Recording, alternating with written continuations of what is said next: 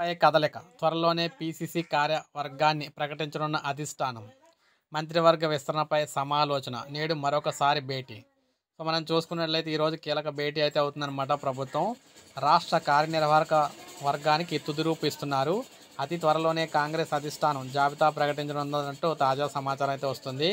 PCC కార్యవర్గంతో పాటు రాష్ట్ర మంత్రివర్గ విస్తరణపై ఏఐసీసీ సంస్థాగత వ్యవహారాల ప్రధాన కార్యదర్శి కేసీ వేణుగోపాల్తో సీఎం రేవంత్ రెడ్డి, పీసీసీ అధ్యక్షుడు మహేష్ కుమార్ గౌడ్ చర్చించారన్నమాట. పీసీసీ కార్యవర్గ ఖరారులో ఇప్పటికే తీవ్ర జాప్యం జరిగిందని వారి అధిష్టానం దృష్టికి అయితే తీసుకెళ్లినట్లు సమాచారం.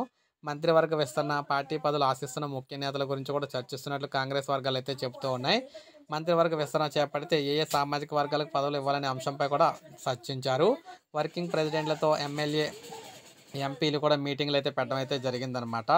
ముఖ్యంగా మనం చూసుకున్నట్లయితే ఈ మంత్రి పదవులకు పోటా పడే మనం చూసుకుంటే పోటాపోటీ అయితే ఉందన్నమాట. మంత్రి పదవులకు ఒకే సామాజిక వర్గానికి చెందిన పలువురు పోటీ పడుతూ ఉండటంతో ఆ విషయంలో ఏం చేయాలనే దానిపై పార్టీ ఆలోచిస్తూ ఉంది.